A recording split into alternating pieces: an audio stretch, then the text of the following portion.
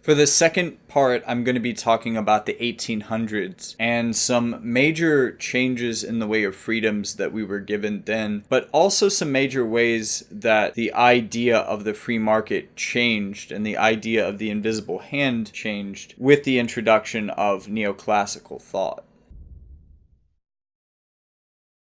Smith's ideas would be reinvented time and time again, and less of Smith's focus on moral good and how that might happen, and more focus on let the market be the market, and let God and his invisible hand sort it all out. By the 1800s, the neoclassicalists would be among the first to reinvent and warp Smith's theories, which were by no means perfect from their inception, but they only got worse over the following centuries.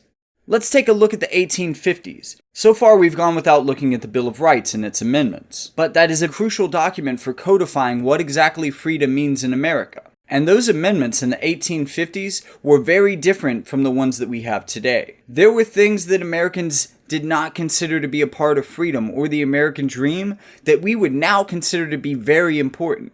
Like universal voting rights for women and non-white people, or just for people who didn't own land. This was about 20 years before slavery would be abolished after a long civil war. And right about this time, Judge Francis Scott Key was vigorously trying a man for distributing abolitionist propaganda, something that simultaneously violated his right to free speech, as well as his right to a free press. Key wanted to hang the man for this crime. So I think it might be safe to say that we might have interpreted the ideas of freedom of speech and freedom of press a little bit differently in 1850 than we do right now. Quite unsurprisingly, how the courts deal with the matter of liberty is often a function of the times. We've had cases upholding an oppressive social status, such as Plessy v. Ferguson, which codified separate but equal, and we have had cases benefiting the politically and economically powerful, such as Santa Clara County v. Southern Pacific Railroad, which is the one that started this whole corporations are people mess. It was between this time and the 1900s that the American dream would undergo a very big change, beginning to welcome in not only people of color, but women to many of its rights and privileges, although there were still many things that both groups couldn't do at the start of the 20th century. The nation was also beginning to industrialize at this point, and as it did, various monopolies popped up to seize large amounts of industrial power for themselves, taking from the people the means of production. This allowed them to monopolize wages and working conditions, which became horrible, often killing and maiming many of the people who worked in the factory scenarios of the early 20th century. It would take the intervention of socialist activists and unions to get the American workers' rights, like the 8-hour workday, weekends, vacations, and even child labor laws, sick days, and all of these things that we think of as fundamental human rights now.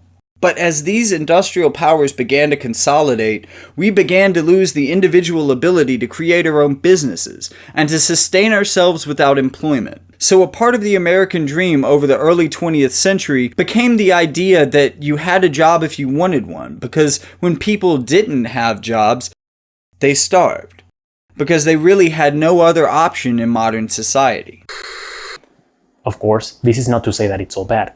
There are very important rights we have today because of the courts, such as the right to privacy in Griswold v. Connecticut, the right to an abortion in Roe v. Wade, Brown v. Board of Education overruled Plessy, Loving v. Virginia gave us the right of interracial marriage, more recently, Obergefell v. Hodges gave us same-sex marriage, and even Antonin Scalia, the darling of the legal right wing, ruled in favor of flag burning in Texas v. Johnson.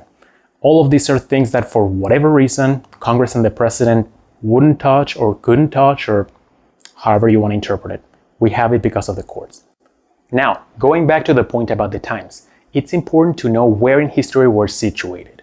Right now, we're in an age of neoliberalism, meaning mostly deregulation, sparked by the Reagan administration and boosted by George W. Bush's appointments to the federal bench.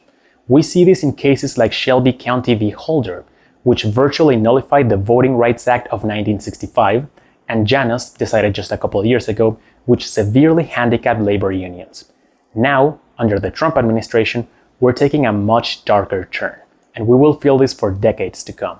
Even today, we see it when the court upholds Trump's hideous immigration policies and in the corruption of free speech to include a right for the religious right to discriminate.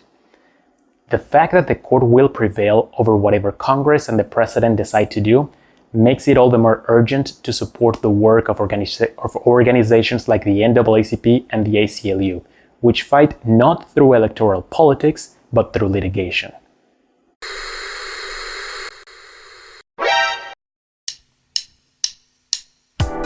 Well, hello there, LeftTube. Swole again. In the final part, I talk about the early 1900s and what the industrialization of America caused us to lose in the way of freedoms that are integral to the idea of a free market even functioning. However, by this point in history, we've seen Adam Smith's ideas perverted and twisted to fit laissez-faire capitalist propagandists like the neoclassicals and the objectivists. And we see how these ideas and the concepts of the mass-marketed American dream that we began to be able to see on televisions, this classic idea of what the perfect American family is, beamed straight into our homes. And we talk about how that leads us to today.